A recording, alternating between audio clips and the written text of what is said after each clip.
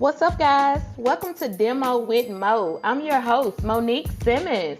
We'll be discussing dating, engaged, and married objectives from a young Christian's perspective. Are you guys ready? Let's dive in.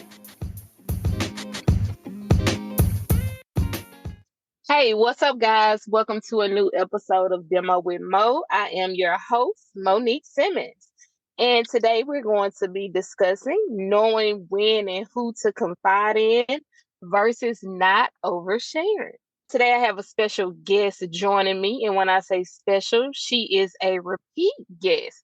And when I have a guest on multiple times, that means this person is special to me. And I really enjoy diving into conversations with them.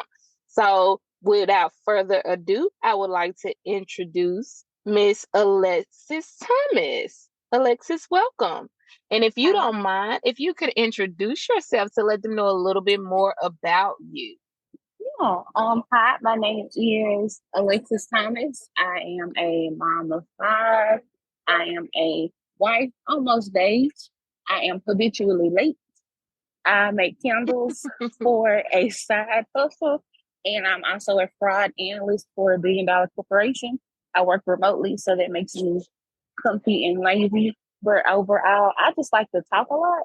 So I think that's why me and Mo get along so well, and I'm just honored to have been welcomed back. Awesome introduction. Thank you so much for joining me today. And as you said, we both like to talk. So I think we have that in common, as well as some other things. So thank you so much. Thank you so much for agreeing to join me for this conversation. And again, we're going to jump right into it. One of the things I want to ask you as we get started, what do you think it is that makes us want to open up and confide or share with others? Like, what is it that makes us want to kind of talk to people and share with them? Honestly, and I can only speak for myself, and it's just from, my own observation, just basic human connection. You get a stay-at-home mom who doesn't do anything but talk to toddlers all day. So when something's wrong and she's frustrated, she can't talk to her partner. Of course, she wants, another outlet. It could also be something as simple as, wanting to hear another idea or scenario from another person, because we all process things differently. Yeah. Like for me, if somebody was like, "Hey girl, my boyfriend said I look fat in this shirt," I think I'm dump him. I know a lot of people are like, "Oh, how dare he, you know, break up with them." And then another person might be like, "Well, girl, did you want him to tell you a lie?" I guess, because if we ask one of our girlfriends, "Hey girl, do I look all right in this?" and we say no, you don't take it as offensively. But I know if it's coming from your partner, it might not come off so soft. So I just think we all look for other perspectives from other people, especially when we don't want to go to our partner with it, or if we're not ready to go to our partner with it. That's really good. So that human connection, we want to be able to connect with others and also to get others' perspectives and hear their opinions about things. That's really good. And it's true. I mean, I think that's a human thing. Like I think we all want to be able to connect with others. Whether we're honest about that or not, whether we've been hurt in the past or not, whether we trust people or not, that's a whole thing in us where we want to be able to connect with other people in that way. Okay, what qualities should we look for when considering people we confide in? Because I think that's important too. So, what qualities do you think we should look for? First and foremost, you definitely want to talk to somebody who is honest. And I know, that's not something that you can tell from off the bat about a person being honest, but if you just pay attention to like their friend circle, because despite people being like, "Oh, well, I don't have a lot of girlfriends, I always been alone," for me, that's a red flag. You close to somebody know your business, it's somebody you went to, it's somebody you decompress to, if it's not your person or if you're single. So, that's the first thing that I look for. The second thing that I look for is somebody who is okay with letting me vent first. We get so caught up in trying to make sure a person knows that we understand where they're coming from, that we'll kind of interject ourselves throughout the story. And some people take that offensively, because I'm guilty of it myself. Some people take that offensively, and a lot of people don't like that kind of, I guess, person to talk to. Like, you want to be able to get your, excuse my language, you want to be able to get your out without somebody putting their stuff into it while you're getting it out. Because then you forget your thoughts, you forget what you're upset about, you forget what it really is that you're trying to vent about, and it kind of becomes a frustrating situation. And then the last thing that I definitely for sure look for is people who take accountability. You can't advise me on anything if you don't own the own demons or the own skeletons in your closet. All you're gonna do is teach me how to sweep my stuff under the rug, and that's the last thing I'm trying to do. Okay. So 3 things I got. You said honesty, people that are honest, people that allow you to vent, and people that take accountability. One of the first things that you said that I want to go back to for just a second, you said people that are loners. Is that a red flag for you personally? Because I know everybody is different, and I this is something that sticks out to me as well. So this is kind of why I wanna stay here for just a second. Do you think that's a personal red flag for you? People that say, I don't have to have friends. I'm my own friend. I do my own thing. I can't trust people. Like, is that a red flag for you?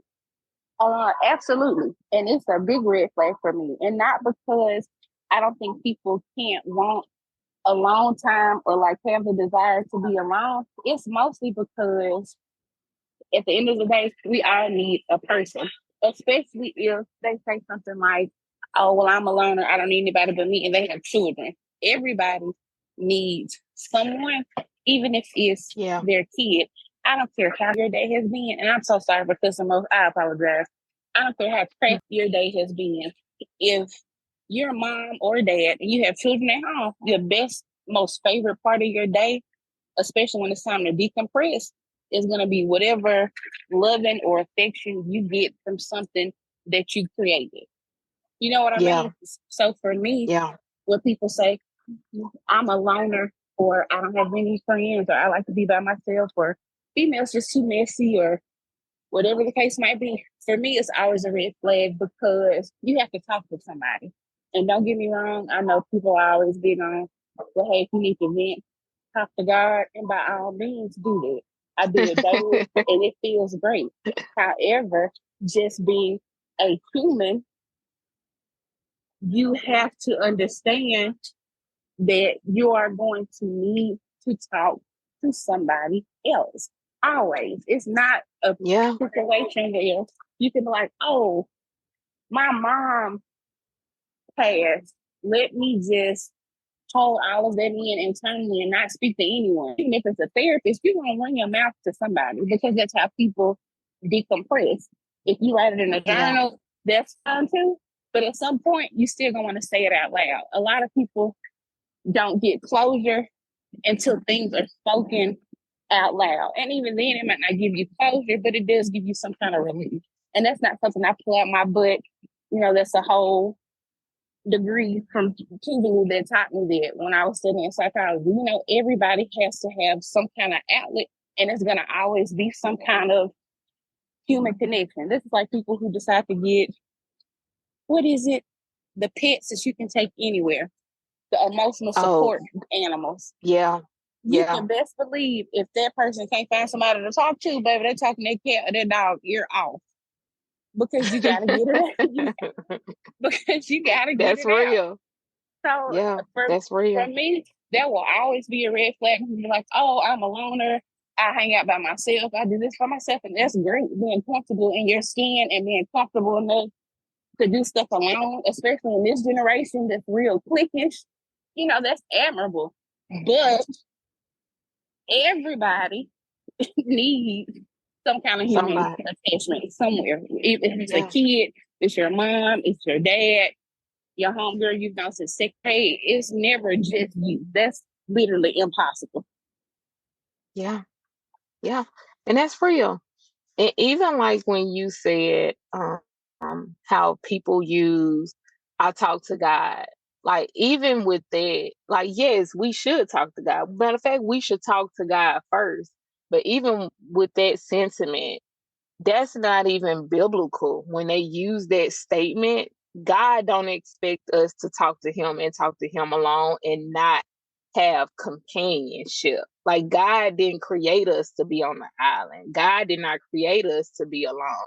That's why he made Eve for Adam, because he didn't want man to be alone. Like he want us to have companionship.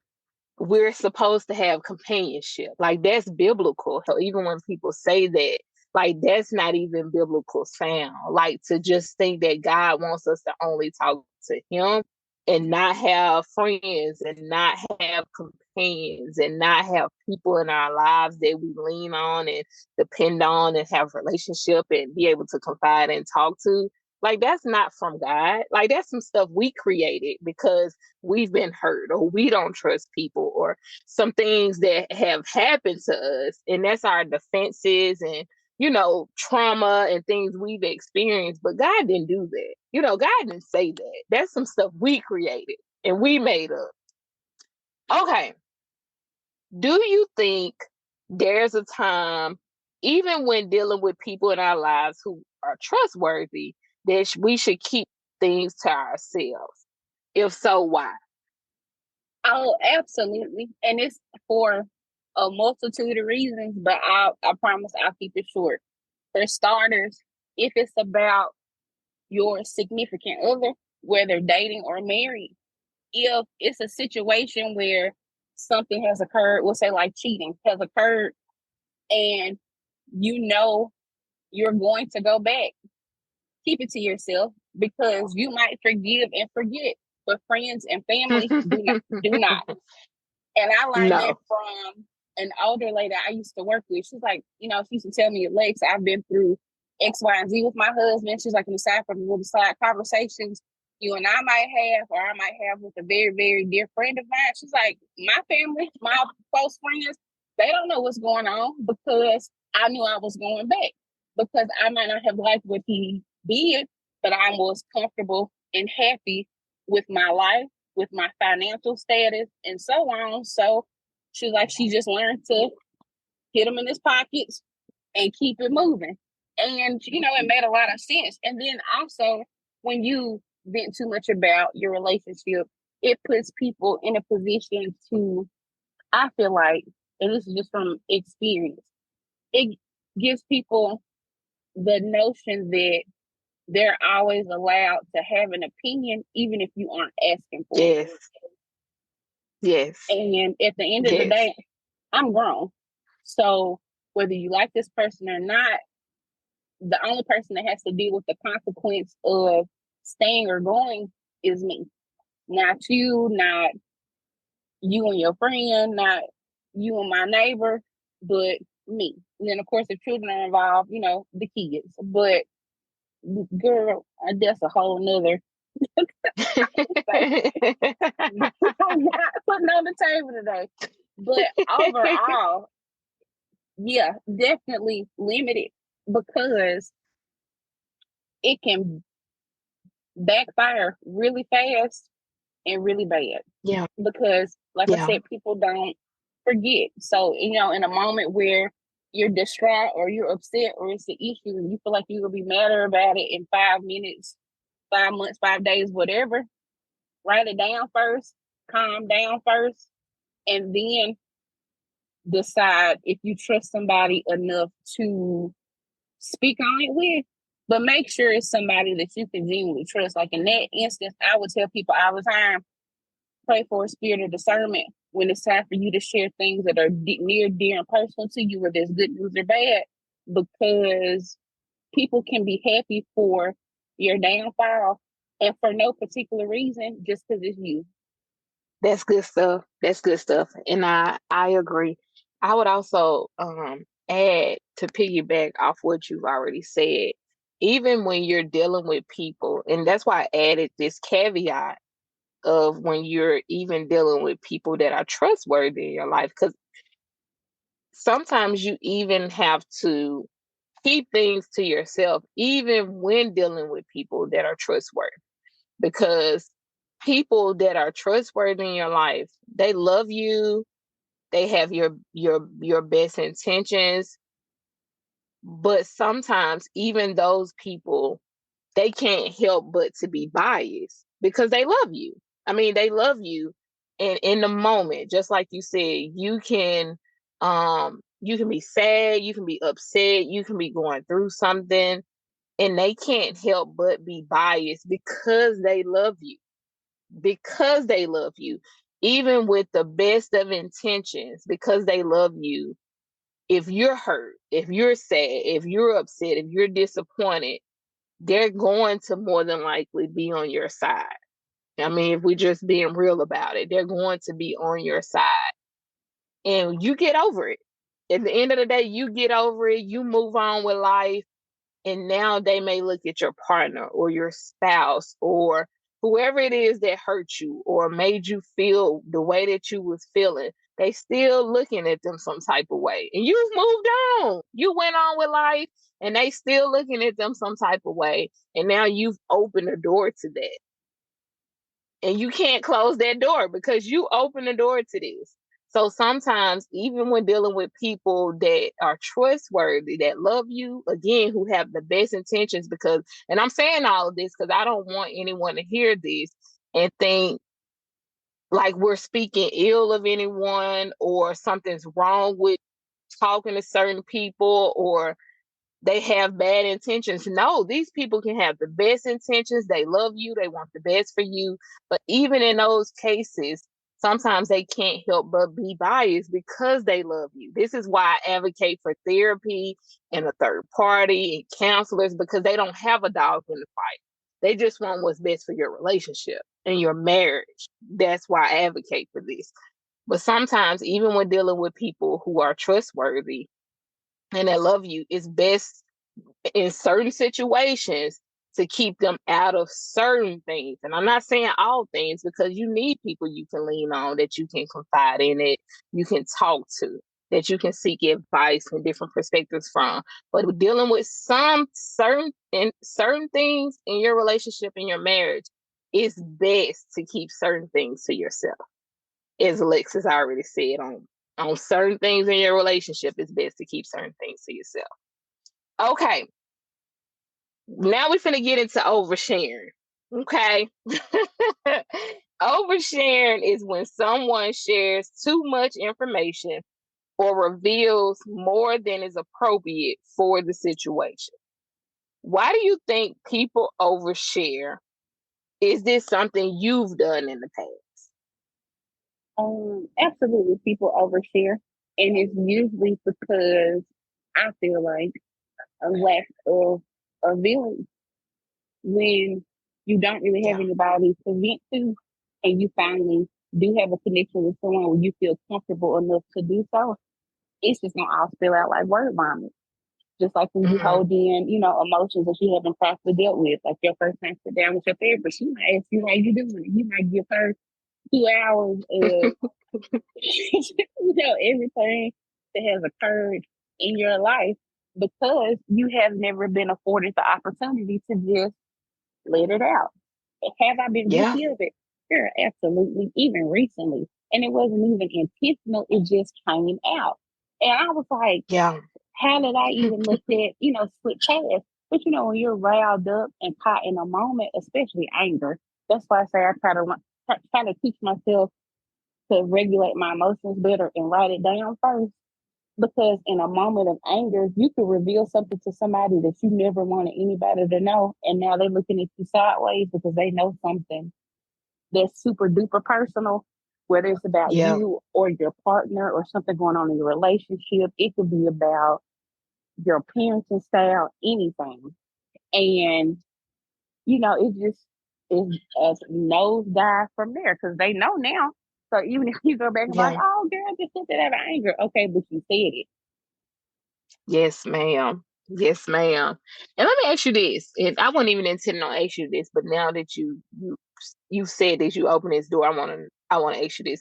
How does it how does it feel? after overshare? Like, do you feel exposed? Do you feel naked? Do you feel like you've just opened yourself in a way? Like, what does that feel like? For me, especially if I've overshared with the wrong person, like someone that's showing Yeah, me they're either super judgmental or very negative or messy, gossipy, whatever the case might be, I feel super embarrassed and kind of pissed off at myself because I'm like, yeah, girl, you know better. What are you doing? yeah, You know how yeah, to regulate your emotions like Lex. What are you doing? Now you got somebody who know what's going on because you couldn't keep it together long enough to get back in the vehicle and just have your moment. And, that's a whole nother can of worms to deal with people on the outside looking in. You know what I mean? But yes, that's I more than do. anything, it's embarrassment more for self. If one thing I can pride myself on is when it comes to anything in my life, whether it's parenting, relationships, if I've ever been homeless, broke, with a job, whatever, I'm transparent about it because Yeah, a lot of things people choose to use for gossip, God uses it as a testimony. And I have no problem sharing my story amen. because you can't shame me out of something I already know. Girl, don't you know she was talking XYZ? Sure did and had a blast while I was doing it. What's next? So, it took me a long time to get that way, but I just learned to own my SHIT. See, I'm doing better with that person. Sorry. I just learned to own, my stuff and keep it pushing. Because at the end of the day, as long as I'm happy and as long as I've made my peace with it, what does it matter? But in that moment, girl, especially if it's with somebody I know that's like in the past had some ill feeling and I found out about it at a later time, or like said something shady and I found out about it at a later time, and I know this person is not trustworthy, and I've been keeping them at a distance intentionally, and I make it slip up. Oh, girl, I'll be mad for days. Yeah, I understand. I understand. This next question is going regarding you and your husband. And for my listeners who are in a relationship or married, when it comes to your relationship, how do you and your partner feel about one another confiding in others? For example, are there boundaries that we can only talk to these specific agreed upon people, or there are topics that are off limits, etc.? Like, is this something that you guys have talked about, or do you guys kind of wing it? Like, is there a discussion about this? Um, Honestly, it's really touch and go as things arise, like, and I say that because there's some things that he's more comfortable with discussing with his best friend than he is with me, and vice versa Hmm. for me as well.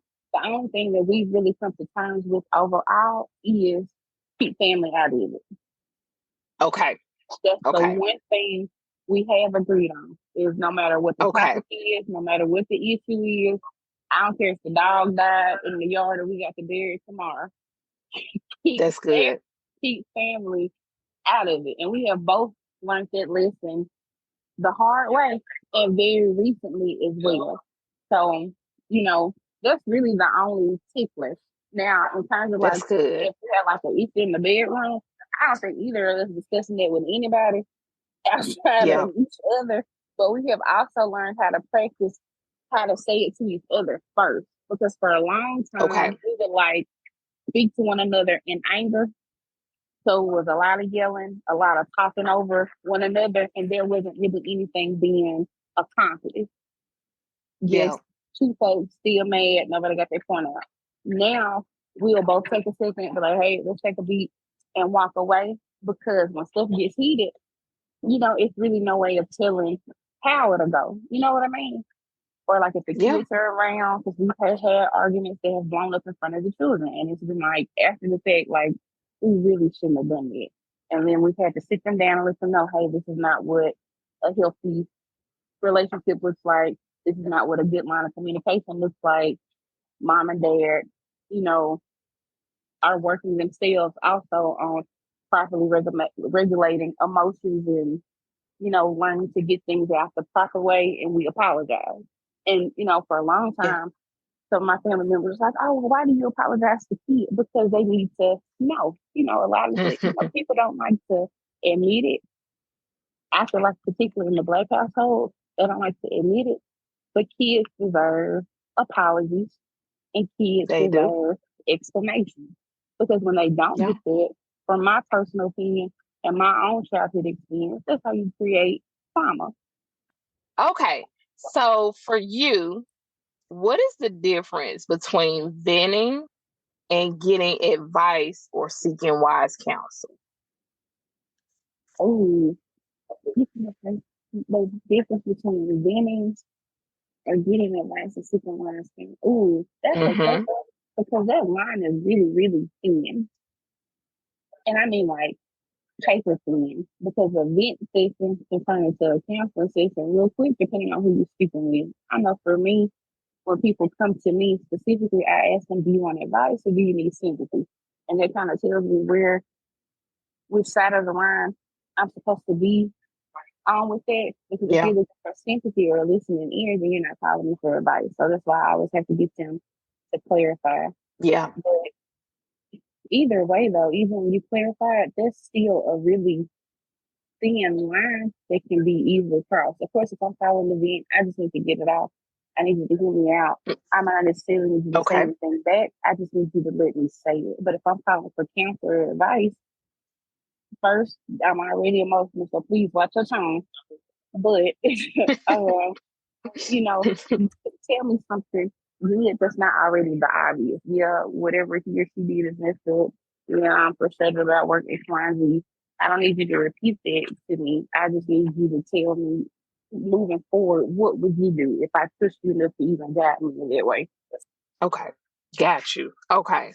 So with venting, you just need to get off your chest. How you feeling? What's going on? I'm not looking to really hear anything back. I just need to really get off how I'm feeling right now in this moment. If you looking Absolutely. for advice, I want to know. Don't state to me the obvious. State to me, if you were in my shoes, what would you do going forward? I'm with you. Okay. This next question, it's a two-part question. When you confide in someone, do you ever feel like you have an obligation to take their advice if they give it? And do you think people that give advice expect you to do what they say? Oh, you know what? It depends. And I only say that because, you know, sometimes we see ourselves as experts on topics because we've experienced Mm-hmm. it either a lot or we deal with it firsthand daily. And so something like parenting, if somebody called me and was like, girl, my baby got a rash, Mm-hmm. I do X, Y, and Z to get it Mm-hmm. gone. To me, if I tell you, yeah, that's what you need to do, then I feel like, yeah, that's what you need to do. Because Yeah. I've been there, done that. And I Yeah. feel like I'm an expert on it. Then, yeah, I want you to listen to me. If you don't, I won't be offended. But yeah, I want you to listen because I feel like I know what I'm talking about. And I feel like with any Mm-hmm. person who takes the time to listen to what another person has to say, and you feel like that person has entrusted you enough with something very personal to them to even share the experience, naturally, anybody is going to, want you to take the advice that they give. Because, like, girl, if you didn't really want my advice, why you call me? Not in a like a ugly way, but just like, girl, you told me the tea, so why you not taking the advice? But also, I don't get offended if it's not taken because, again, everybody's situation is different, and things that you share in emotion sometimes change after you calm down. So that advice might have been valid in the moment, but it's not valid now because you feel differently because you know your emotion that was attached to whatever it is that you're talking to me about is gone. So I know with my experience, when I've been to like older folks, they expect me to take their advice. And I get it, because if I've been here 60, 70, 80 years, baby, when I tell you I done seen some stuff, I done dealt with some stuff, and so on, then yeah, most definitely. I feel like if you came to me, baby, I'm going to tell you how it is. I've spent all my life not being blunt, so you finna get it the way it is. And once I say it to you, I need you to take heed. Yeah, I definitely feel like in that aspect, some of my older friends, when I say older, I do mean like almost elderly friends, expect me to take Mhm. their advice.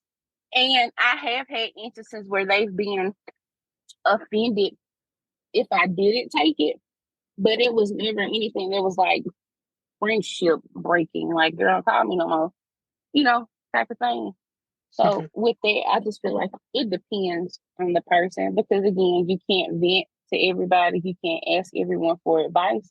And especially if you're asking someone for advice that doesn't even really have a full comprehension or understanding of what's going on in their own life, or can't own up to the own stuff that they already have going on.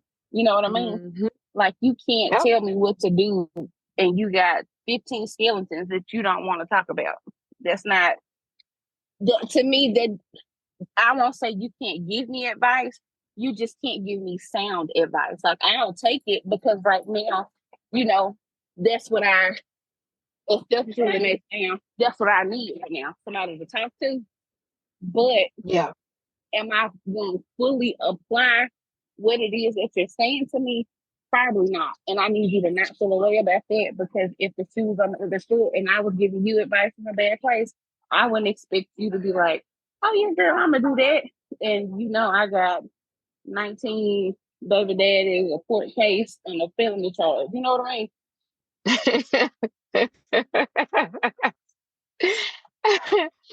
Okay, so this is the last question. And I usually round up with my guests, I usually round up the last question with advice for the listeners. Because there may be some people listening who may be wrestling with the topic, or, really contemplating about the topic, who really may need some advice about the specific thing we're discussing or talking about. So the last question is, what advice would you share with the person listening who is not 100% sure who to confide in, and when they do, they don't want to overshare? mean? Okay. Well, first things first, I'm going to say what my sister used to tell me. Keep it cute or keep it on mute. If you know for sure you can't get it out without getting into the emotion of the moment over what occurred, you aren't really ready to vent to somebody you don't fully trust about it. But also, for Mm. people who are like short minded like me, I got mind brain real bad. So we'll be talking about astrophysics, whatever now. And 3 seconds later, I'll be like, girl, let me tell you what I found at the Goodwill. And you probably like, what? And it just is how my brain works. So in that aspect, I would also tell people to write it down first. Like, it's okay to write down what it is that you need to say so that you can properly process it. Write it down, read it back to yourself, see if you can kind of resolve it on your own. If you are hesitant about bringing a third party into it, and I say a third party because secret or something wrong is between you and someone else. So, rarely is it you beefing with yourself. So that's why I say a third party.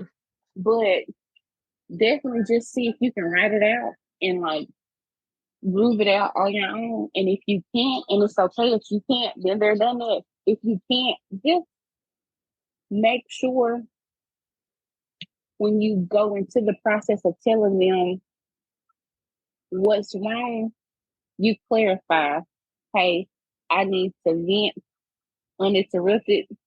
Nothing is really wrong. I just feel a way about something and I need to get it out to better process my emotions.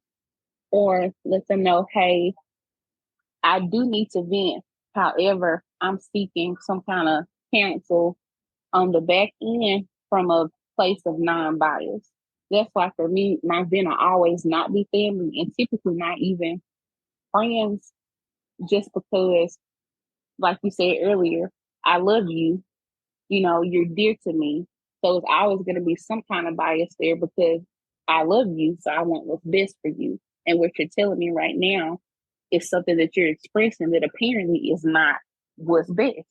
So how do you expect me to not feel, some kind of way? And I actually learned that lesson getting to my sister because she was like, every time something's wrong with X, Y, and Z, you call me and we get all riled up.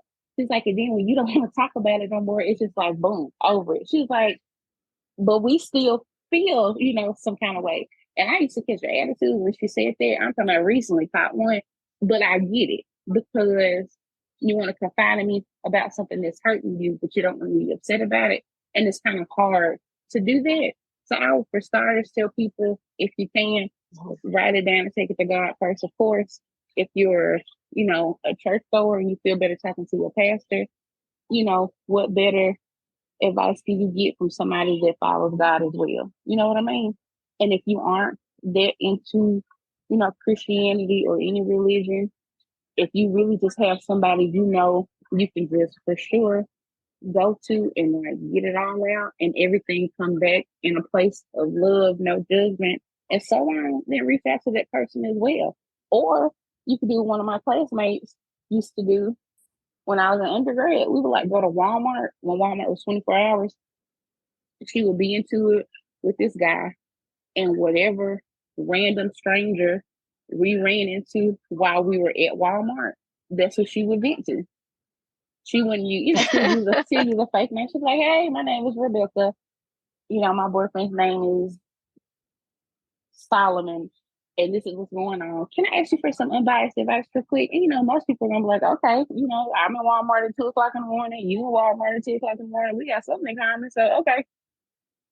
And she used to get her advice that way. And it worked. But after a while, she kept running to the same person. So, you can't remember the name you gave folks. It get a little weird. But, just try to find different outlets, do what works best for you. And at the end of the day, people need to remember no matter what it is that you vent to someone, don't ever let someone shame you into feeling like not taking their advice is like a doomsday deal. Like, oh my God, I can't believe you didn't do blah, blah, blah, blah. Okay, and so what? Life goes on. Suck it up, let it cook. Just do what works best for you. Get it out in whatever way works best for you. And as long as it's not like a violent situation where somebody got to like pull up with their Glock 9, if you don't want to take their advice, don't take it. And that's okay. It just, you gotta really pray on who you talk to though. Like, I don't know if the viewers know, and I put myself out there for now. When it comes to like relationship stuff or like spiritual stuff, even though you and I don't talk every day because I got a lot of kids, girl. It's a lot of it's a lot.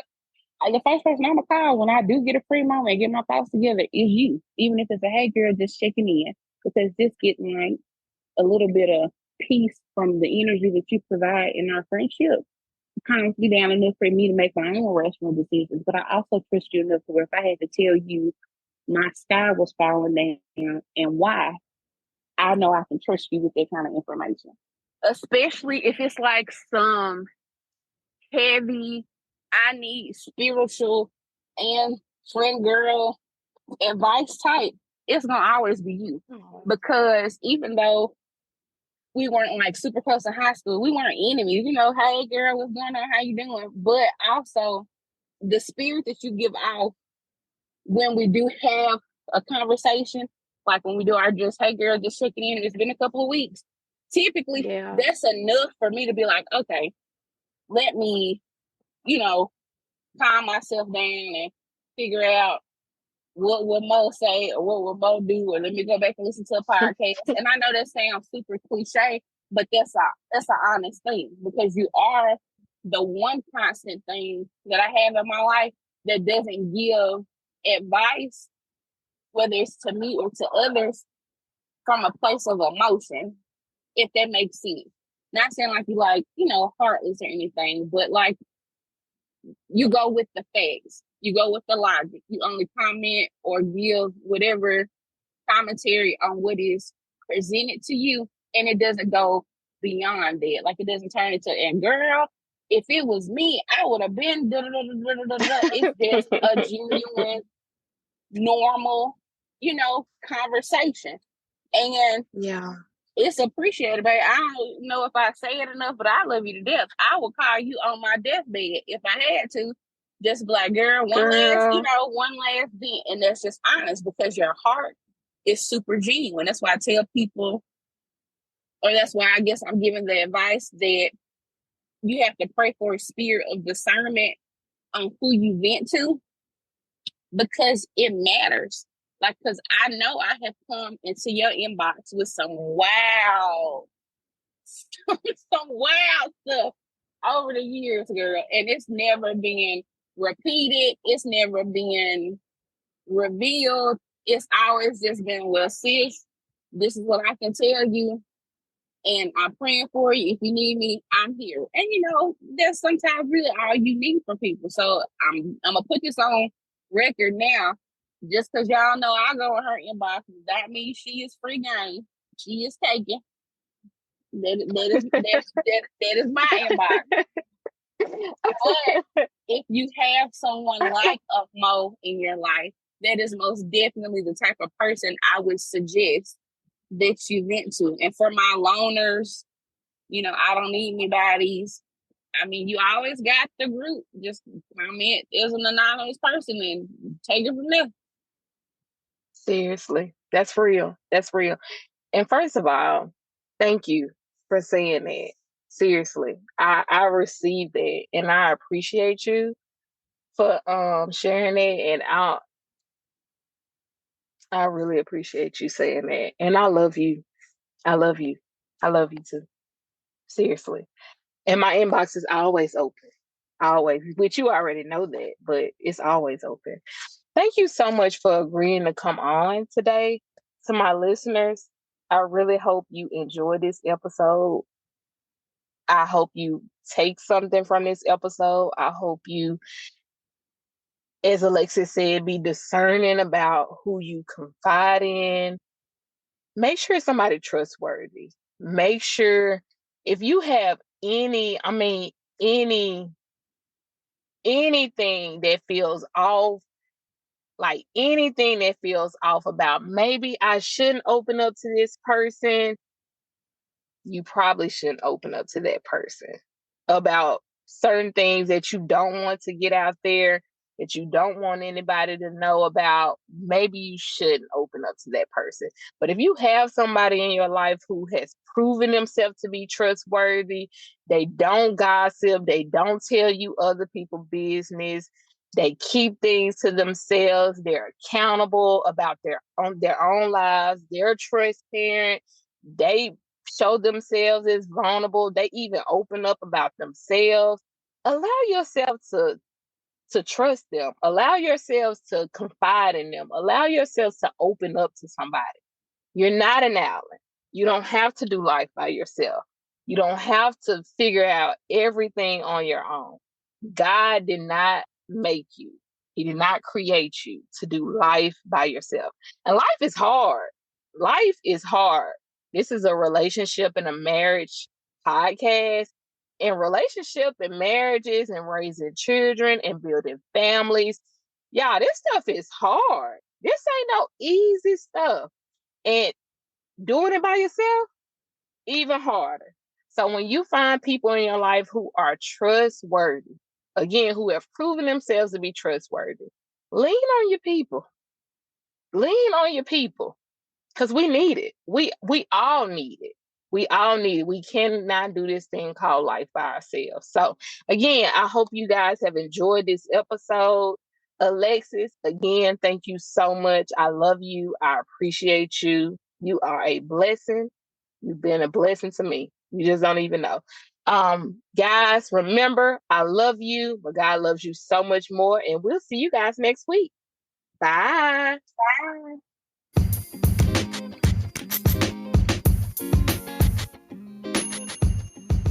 I hope you guys have enjoyed. Follow me on Facebook at Demo with Mo. If you have any questions you would like answered here live on my podcast, email them to me at demowithmo@gmail.com. That's DEMOWITHMO@gmail.com.